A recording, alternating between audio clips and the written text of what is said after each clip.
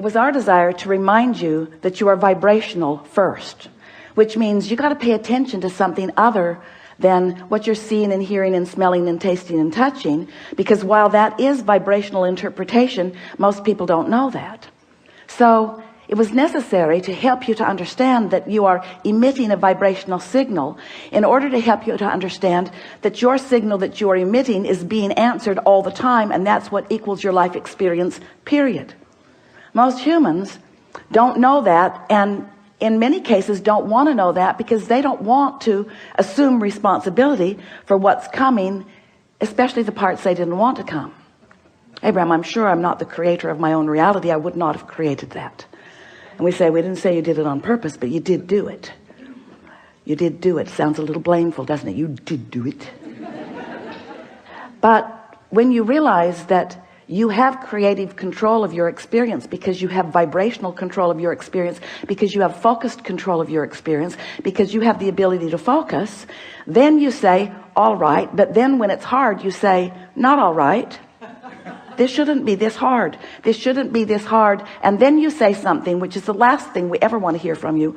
I'm not good at this. But you are good at it. You just don't know you're good at it. You just haven't practiced being good at it in the way that really gives you the clarity. And that's really what we're going to be talking about here today. If you've been following us for a while, you've heard us say that you are the creator of your own reality, blah, blah, blah. Enough of that. And that you live in a vibrational universe, blah, blah, blah, blah, blah. Enough of that already. But you do, and you are. So, blah, blah, blah. So, here you are, the creator of your own reality. And life is constantly throwing things at you, isn't it? Well, it's not really like that. Life is happening around you, and you're observing, but it really isn't after you. It's not testing you. It's not challenging you. It's just being around you for you to observe. It's just this magnificent palette for you to play in. So life is happening around you, and you are participating in it through your observation, through your memory, through your awareness, through your conversation. You're participating in it. And as you are doing that, you are coming to lots of conclusions, many and every day, of what you want. Because life helps you to know what you don't want. You know what you don't want. You know what you do want. You know what you don't want. You know what you do want. It's just this wonderful variety or contrast that helps you to come to important personal conclusions. So these conclusions happen within you, and we've been calling that step one, because the variety, the contrast that surrounds you, causes you to ask for what you want, whether you use words or not. You just constantly keep coming to personal preferences. You were born like that. You've always been like that. You will never stop being like that. We want you to accept that you are like that. It's a good thing. Step one is a really, really good thing. You're asking constantly. It is the basis of the expansion of the universe. It's a wonderful thing. So you're asking, step one. Step two, not your work. That's where law of attraction and the source within you answers what you're asking for. When you emit a signal, the signal is answered. So ask, answer, ask, answer, ask, answer. But your discomfort is that there often appears to you to be quite a time gap between your asking and the universe answering. But there is not a time gap between the answer. There's just a time gap between you getting up to speed with the answer. You say, hey, Abraham, that can't be right, because I want it. I'm paying attention. If it were there, I would know it. And we say, it comes in a vibrational form first. And you say, oh, so that's the catch. You're giving me something vibrational that I can't see or hear or smell or taste or touch. So you can say all day that when I ask, it is given. Write a book about it if you want, Abraham.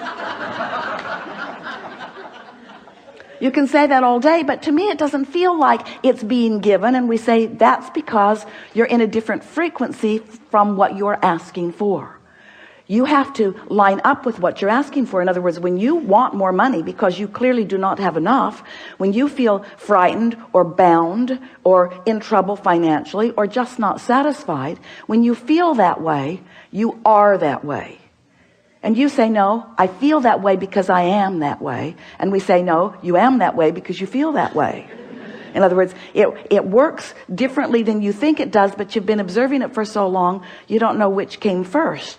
But what comes first always is your vibrational countenance. And then the manifestation just matches what you feel like.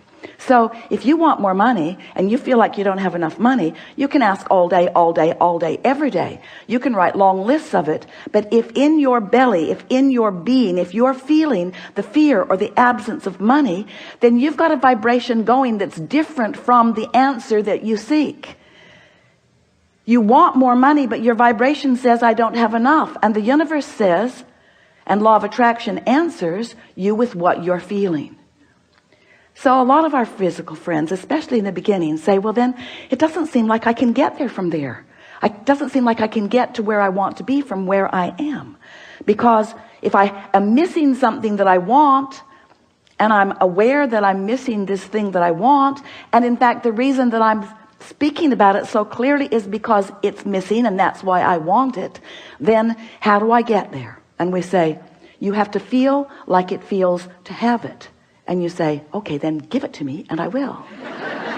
And we say, just try a little bit. Just try a little bit to not activate within yourself so often the vibration of what's missing, and focus yourself into activating the vibration of what you want. It is not as difficult as you think. So step one is contrast causes you to ask. Step two is it is given vibrationally, so there is no gap really. Step three is you have to convince yourself there's no gap. That's the work. You got to feel it as if it is in order for it to be. And we know you balk at it, but many of you are practicing this and are finding it. Many of you are understanding the laws of the universe, and you're finding ways to focus yourself into feeling good without needing all of the evidence to be there first. Do you hear how important that is? If you don't need the evidence for what you want to be there first before you feel it, then you are able to accomplish the vibrational countenance of it before it is, which means now it must be. And Esther said, please, please, please, let's call it step 4. Please, please, please. Can't we call it step 4? We need another step. We need another step, Abraham. Please, please, let's call it step 4. And we say, all right, step 4. So you ask, step 1. Source answers, step 2. You allow it, step 3. But now we've been talking to you for a while. You've been keeping up with us pretty good. And we're saying to you that if you don't try so hard, if you just accept that you are naturally good feeling beings, and when you wake up in the morning, before you start thinking about the things that you've got to do that you don't want to do, before you start remembering the injustices of yesterday or 10 years ago, before you remember that you're going to that place today to work that you really don't want to be, before your kids get up, before any of those things happen that challenge your sense of well-being, if you can get hold of that sense of well-being and just sustain it for a little bit with really general thoughts, because if you get specific, it usually doesn't work as well. Get into an attitude of appreciation and milk it for just a little bit. Law of attraction will help you out, because law of attraction says that that which is likened to itself is drawn, and law of attraction will give you, it's not really giving it to you, it's just the way it is. It's like gravity doesn't give you attachment to the planet. It just is. So law of attraction provides for you this consistent life experience. So to make it very clear and blunt, we like blunt, you have 17 seconds to sustain this thought and move it into something even more powerful. 17 seconds and another thought like it joins it. And there is power, manifestational power in that, crossing that 17-second mark, that most people don't know about, or when they wake up, they would make very sure that they stay there for 17 seconds. So if you find a good feeling thought, or better said, if you wake up and don't introduce a not good feeling thought, because when you wake up, there's no thought. During that time of slumber, you have stopped the momentum of all thought. That's really an important thing to understand. You don't know that mostly because you wake up and you start thinking so fast that you pick up your momentum right where you were and start it all over again. But when you slumber, momentum of thought stops. Law of attraction is suspended for you. Your point of attraction is no longer attracting. So when you wake up, you have a really good possibility of getting out of the bed on the right foot, getting out on the right side of the bed. These are your words. We don't like them very much, but we thought you'd relate. You have a very good possibility of getting the vibration going the way you want it to go. And your best possibility is first thing in the morning. First thing in the morning, before there is any other momentum going. So we've been talking about this for a while. And Esther really listened. So she decided that she was going to wake up on that first morning and she was going to sustain her good feeling that she had awakened with. And she didn't make it until breakfast. Quite annoyed with herself, which didn't help. But the next day she tried it again and didn't make it much past breakfast.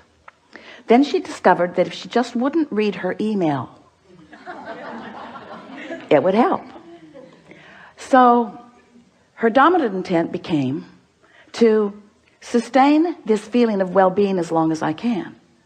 Just sustain it. And what she began noticing about the second week and third week and fourth week of doing that was that not only was it easy to find and maintain that frequency of feeling good, but there were all kinds of other benefits that began coming to her that these words won't give to you. You have to do it and find it yourself, because words don't teach.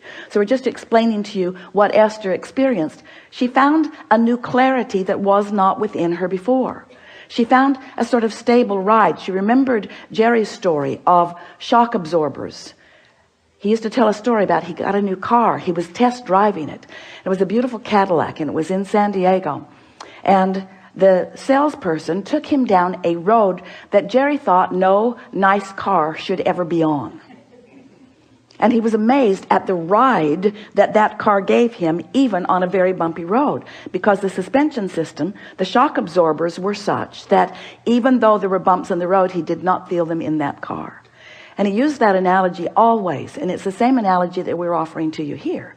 When you find vibrational alignment with who you really are, and you sustain it for a period of time, what happens is you get shock absorbers. So even though the same sort of things may be happening around you, you might even see some of them, although law of attraction makes it less and less likely that you're going to participate on any personal level with anything unwanted once you begin sustaining this vibration of well-being. But the whole point of all of this, we don't want you to become so vibrationally snobbish. Esther says, I'm a vibrational snob. I like clarity and I will not accept confusion. But when you care about how you feel and you practice it until you're in this place where you are sustaining it more consistently, then you don't feel like you felt before. You know how when you first start knowing that you are the creator of your own reality, and you get feeling pretty good, and then someone says something that takes you away from your good feeling, and you think to yourself, I'm never talking to you again. I'm going to avoid you. You are a downer. But then you find yourself in a sort of state of avoidance everywhere. You can't watch television. You can't really go out in the world. You have to give your children away. You just can't barricade yourself into enough solitude to really maintain the vibration, and you give up so much by trying to do that. The benefit of alignment shouldn't have to pay the price of being a hermit. You should be able to practice your alignment until you're so good at it that you can go anywhere, be anywhere with anyone, and maintain your vibration. And let's call that step 4. Because Esther wants to.